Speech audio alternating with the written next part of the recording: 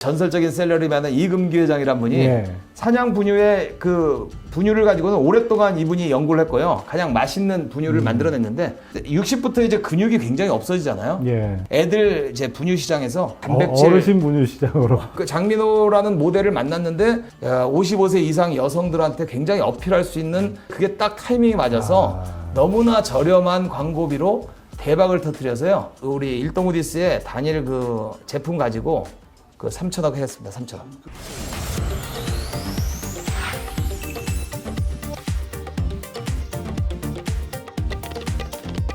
또 하나는 이제 두 번째 이 고객 경험 측면에서 내부 고객 만족이라는 게 있어요. 네. 이건 어떤 의미입니까? 이제 내부 고객이 이제 종업원이라고 불렸던 사람들이잖아요. 이제는 종업원이라는 말 자체가 여성이란 말처럼 약간 터부시되는 우리 스텝, 뭐 파트너.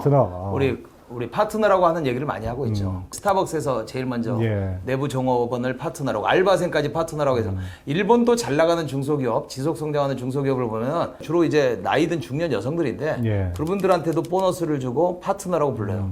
그래서 이게 내부 고객이 굉장히 옛날보다 중요해진 거는 이제는 아무리 잘 나가는 기업도 내부 종업원 고발 한번 세게 터지면 그렇죠. 그냥 가는 거거든요. 그만큼 이제 내부 종업원이라고 옛날에 불렀던 이 파트너들의 힘이 세진 거예요. 더불어서 굉장히 또 중요한 거는요. 이제는 종업원 한 명이 가져다주는 부가가치가 엄청납니다. IT에서는 신입사원 제대로 뽑는 거에다가 목숨을 거는 사장들이 많아요. 예, 왜냐하면 제대로 된 종업원 한 명 들어오면은 그냥 회사가 뭐 IPO 가기도 하고 그 잘못 뽑으면 회사가 망하는 거잖아요. 곧바로. 이 모 회장님께서 종업원 한 명이 10,000명을 먹여 살리는 시대가 됐다는 게 바로 이거예요. 천재 하나가 10만 명을 먹여 살리고. 그 전에 이제 구글 코리아에서 인적 자원 담당하는 그런 그 좀 헤드가 왔는데 이제 구글 임원들의 업무의 절반은 사람 뽑는 거라고 그래요. 좋은 사람 뽑는 게 가장 중요한 일이고 그게 네 잡이다라고 잡 데피니션을 아예 그냥 임원들한테 그렇게. 그래서 이제 구글에서 많이 시작이 되는데요. 구글은 이제 명상 예. 오피서가 있잖아요. 예, 예. 중요 명상 상무님인데 그 메디테이션 오피서를 전 세계에서 처음으로 구글이 이제 그것도 한 20년 됐죠. 그래서 이제 제가 삼성전자 가보니까 연수원에 제가 강의도 많이 가는데 명상룸이 아주 멋있는 게 있습니다. 연수원. 그 다음에 이제 내부 고객 만족에 빼놓을 수 없는 게 요즘 구내 식당 수준이 맞습니다. 예. 거의 호텔 카페테리아 이런 수준까지 올라가고 그 다음에 워케이션이 요즘 또 유행이죠. 맞습니다. 예. 그 에어비앤비의 창업자가 자기는 이제 계속 워케이션 중이다. 2주마다 새로운 도시에서 사는 실험을 하고 있고 그게 가능했는데 우리 기성세대는 베이비부모와 X세대는 자신의 정체성이 거의 뭐 98%가 직장에 있죠. 일이죠. 네, 일에 있죠. 뭐 김대리가 그냥 네. 그 김대리인 거죠, 인생. 근데 이제 우리나라 처음으로 그 어떤 김대리와 집에 가서 김서방이랄까요? 이게 분리가 되기 시작한 게 밀레니얼 세대예요. 80년 이후에 출생해서 94년까지 출생한 밀레니얼 세대가 워라밸을 추구한 한국 최초의 세대인데 Z세대는 더 나아갑니다. 워라불. 워크와 라이프를 섞고 싶어 해요. 쉽게 말하면 우리 기성세대는 도저히 이해할 수 없는데 양양 가서 서핑하면서 일하고 싶어 하고요. 그러니까 이 관리자들 저 베이비붐 세대나 뭐 586이나 이 관리자들이 봤을 때는 쟤 놀러 가 있는 거 아니야? 이렇게 맞습니다. 보잖아요. 586 때 회장님이 이해할 수 없는 게 바로 그런 건데요. 근데 이들이 이제 재택근무를 워낙에 했었잖아요. 네. 그리고 이제 그것도 이제 실리콘밸리에서 나온 건데 샌프란시스코 베이에어리아가 워낙 임대료가 비싸더라고요. 한 집에 그렇죠.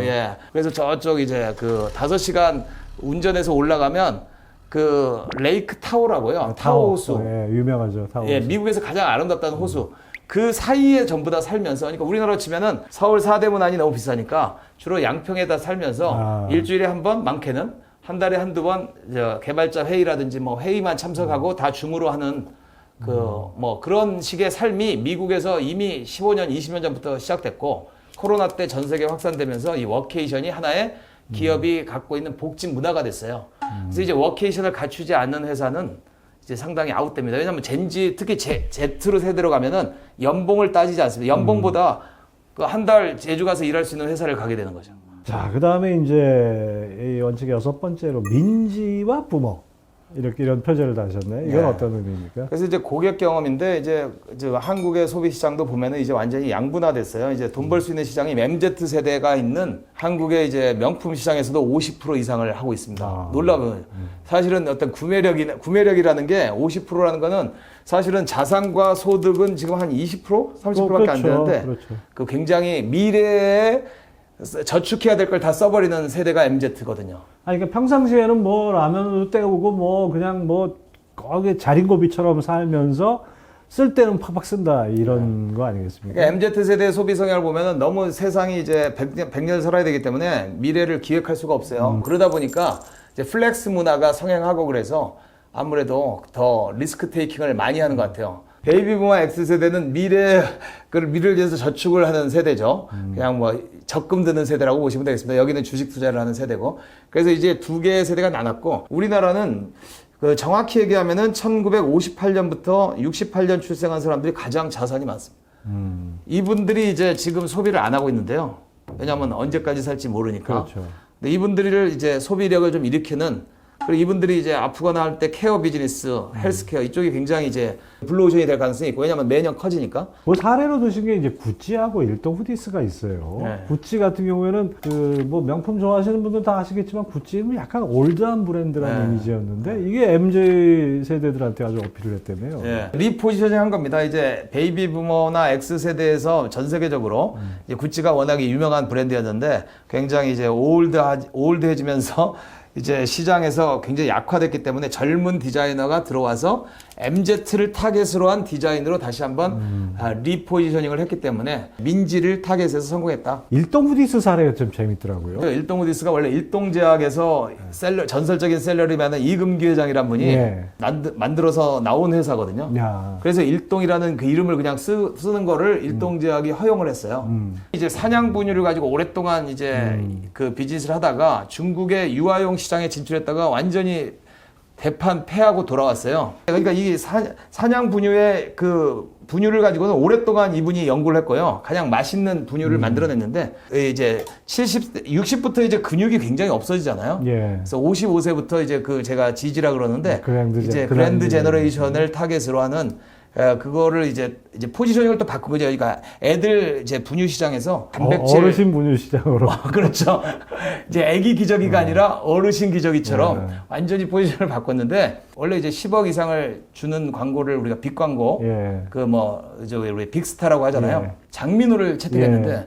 장민호가 이제 그 당시에 제가 뭐 이건 뭐 방송에서 1억 5천도 안 들었다 그러더라고요. 그러니까 이분이 완전 뜨기 전이었고 아, 뜨기 전에. 네, 장민호를 선택했는데 나이가 든 여성들도 45세 남성을 좋아한다는 게 우리 마케팅에서 밝혀진 사실이거든요. 그 장민호라는 모델을 만났는데 그 장민호가 트로트 가수로서 우리 55세 이상 여성들한테 굉장히 어필할 수 있는 잠재력이 있는데 그게 딱 타이밍이 맞아서 너무나 저렴한 광고비로 대박을 터뜨려서요. 우리 일동우디스의 단일 그 제품 가지고 그 3천억 했습니다. 3천억. 그 단백질 음료 갖고. 예. 기업들이 이 먼저 브랜드 경험, 그 다음에 고객 경험 이런 거를 소홀히 할 경우에는 뭐 이건 성과를 담보할 수 없는 거고 여기 잘한 기업들 이런 사례들이 뭐 여러 가지 면에서 성과를 내는데 또 세 번째 파트 3로 디지털 고객 경험, DCX라고 표시를 하셨어요. 이건 뭐 고객 경험하고 어떻게 차이가 있는 겁니까? 디지털 컨슈머 익스피리언스, 더 줄여서 DX라고 하는 거는 이제 하나의 과거에는 이제 우리 아날로그밖에 없었는데 지금은 디지털화 됐는데 지금은 뭐 웬만한 레스토랑 같은 데 가도 주문을 다 디지털화 하잖아요. 예. 그래서 그런 것까지 포함해서 디지털 고객 경험을 제공하는 기업만이 지속 성장한다. 뭐 이런 얘기가 되겠습니다. 그 점에서 이제 뉴커머스로 많이 그 거론되는 기업들이 뭐 아까 쿠팡도 얘기하셨지만 이 무신사 같은 경우에 이거 좀 놀라워요. 아무 이름도 없던 들어본 적도 없던 게 최근 한 10년 사이에 갑자기 떠가지고 거의 뭐 MZ 세대들한테는 뭐 이게 하나의 뭐 그 놀이터 비슷하게 됐다고 들었는데요. 우리 20대 남성들이 키운 브랜드다. 뭐 이렇게도 볼 수 있는데 10대, 20대 남성들이 키운 브랜드인데 무신사 뭐 홍대역 바로 앞에 이제 오프라인 매장도 있거든요. 무신사 스탠다드라고. 근데 무신사가 원래 이제 무진장 신발이 많은 그래서 무신사. 예, 그렇습니다. 그래서 신발 가게로 이제 온라인 스토어가 이제 성장하면서 워낙 커지다 보니까 우리나라에서 키운 대표적인 이제 유니콘 회사 중에 하나죠. 그래서 왜 뉴커머스냐? 그래서 이제 뉴커머스라고 하는 건 과거에 그러니까 올드 커머스, 기존의 커머스보다 다른 형태의 커머스를 얘기하는데요.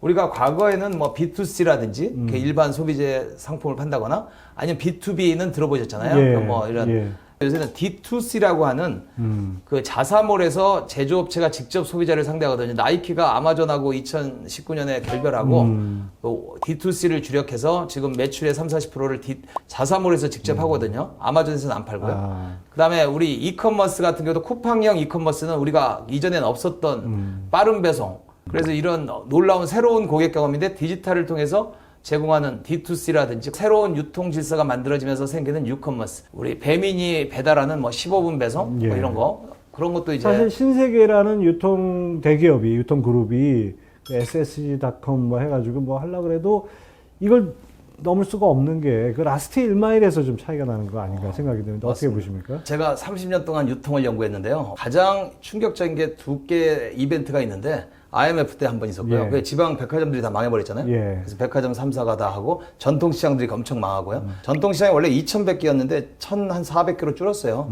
30년 동안. 계속 전통시장에 안 가죠. 뭐 지방도시도 소멸하기 때문에 전통시장이 망가진 거랑 지방백화점 망가진 게 첫 번째 쇼크고 두 번째는 지금인데요.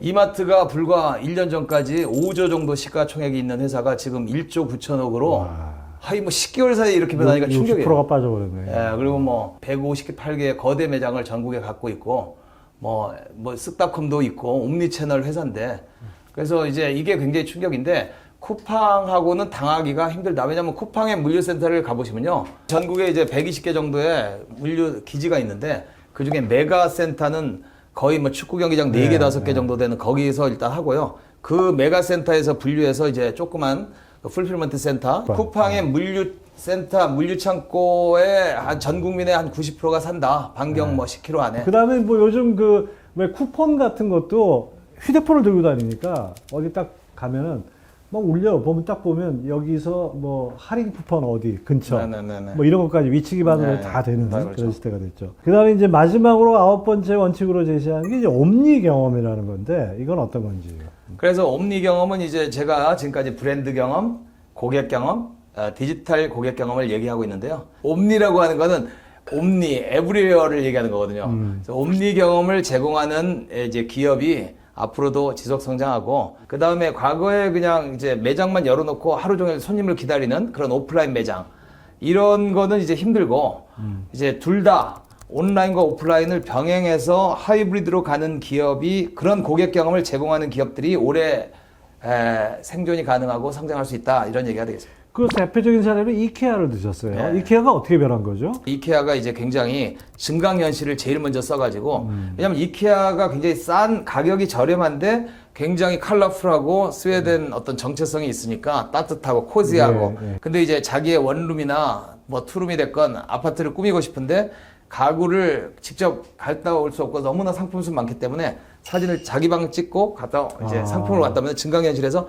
가구를 배치시킬 수가 있잖아요. 전 세계에서 제일 먼저 제공해서 옴니 경험을 제공했기 때문에 이케아 주가라든지 계속 견인할 수 있다. 이런. 그러니까 결국 이제 지금 이 종합하면은 이 브랜드 경험, 브랜드의 그 이미지 제고하는 측면, 그거하고 이제 고객 경험, 내부 고객이나 뭐 하여튼 저 서로 세대에 겨냥한 그런 마케팅, 그리고 또 디지털 고객 경험에서 얼마나 디지털에 빨리 적응을 했느냐, 이것이 요 세 가지 카테고리로 어떻게 보면 기업의 성패가 갈리고 있다, 지금 이렇게 볼 수 있겠죠. 과거에는 잘 나가다가 이런 거에 제때 적응을 못해서 망한 기업들도 있죠. 우리 CEO의 철학이 너무나 올드하고 변하지 않으면 세상의 변화에 거부해서 남양유업처럼 이제 이렇게 추락하는 기업이 있고요.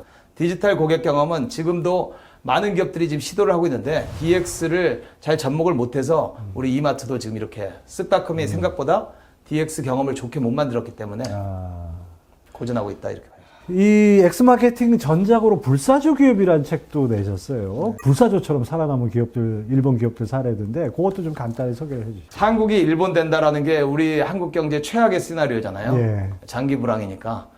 근데 일본의 25년 장기 불황에서 지금 30년 됐지만 그 25년 일본의 장기 불황에서 지속 성장하는 기업들 52개를 찾아보니까 영업력이 최고다. 영업력. 예, 결국은 고객을 향한 매달림과 헌신만이 기업을 지속 가능하게 하고요. 그 분야에 해당 분야 최고의 전문성 있는 기업은 불황이 닥치면 경쟁자들이 죽기 때문에 오히려 잘 될 수 있다. 그 두 가지 포인트만 제가 말씀드리고 싶습니다. 일본 기업들은 디지털 전환 같은 게 아무래도 좀 늦지 않아요? 거의 실패했죠. 지금 뭐 안 되고 있어요. 일본은 잘 안 되더라고요. 디지털 전환. 왜냐하면 뭐 30% 이상의 65세 이상 노인인데다가 일본은 80년대 세계 최고의 국가 일대를 향수를 가지고 있기 때문에 옛날 방식대로 그냥 하려는 타성이 어느 나라보다 심한 것 같아요. 근데 뭐 이게 우리의 미래가 될 수도 있지 않습니까? 아, 물론이죠. 일본처럼 되긴 전 세계가 일본처럼 되는데 그 속도의 문제인데 우리는 최대한 그 기간을 연장해서 베이비부머가 계속 이제 활력을 유지하고 우리 이제 밀레니얼 세대는 애들을 안 낳잖아요. Z세대 여성들한테 마지막 기대면서 좀 더 이제 육아 낳기를 기대하고 또 이민도 좀 받아야 되고 여러 가지 뭐 다각적인 시도를 해야만이 일본처럼 안 될 것 같습니다. 정말 이 기업의 마케팅이라는 것이 어떻게 보면 기업의 가장 중요한 그러면서 또 가장 고된 이런 일이 아닌가 생각이 되는데 엑스 마케팅에 성공하는 기업과 그렇지 못한 기업들 우열이 코로나 거치면서 더 크게 갈라질 것 같아요. 맞습니다. 2023년부터 본격적으로 이제 포스트 코로나 또는 엔데믹 이후에 세상이 시작됐는데 이제 고객 경험을 제대로 설계를 하고 지금까지 하던 방식에서 디지털 쪽으로 피보팅이 돼야하는 기업만이 지속 성장한다. 자, 이 뭐 브랜드 전문가 우리 서영구 교수님하고 말씀 나누다 보니까 시간 가는 줄 모르고 사례가 워낙 재밌어가지고 그 얘기 듣다 보니까 아주 그냥 끝없이 가는 것 같습니다. 이 엑스마케팅 제가 읽어보니까 180쪽에 모든 게 다 담겼다 해도 과언이 아닙니다. 여기 나오는 그 모든 이야기들, 빅블러부터 시작해서 그 9가지 원칙, 이 세상이 바뀌었기 때문에 마케팅에 적응해야 되는 이런 원칙들을 아주 잘 정리해 놨으니까 여러분들 기회가 되시면 꼭 한번 보시기 바랍니다. 소감이 어떠십니까? 네, 아주 뭐 한 권의 책을 이렇게 동영상으로 간단히 전부 다 읽으신 거예요. 아니, 그래야, 읽으신 게 아니고 이제 읽어보셔야지 정리가 되시죠. 아무튼, 우리 대한민국 최고 마케팅 전문가 중에 한 분이신 서영구 숙명여대 교수님 모시고 오늘 재밌는 얘기 나눠봤습니다. 이 구독과 좋아요 여러분 다시 한번 부탁드리고요. 저희 경제한수 여기서 마치도록 하겠습니다. 감사합니다.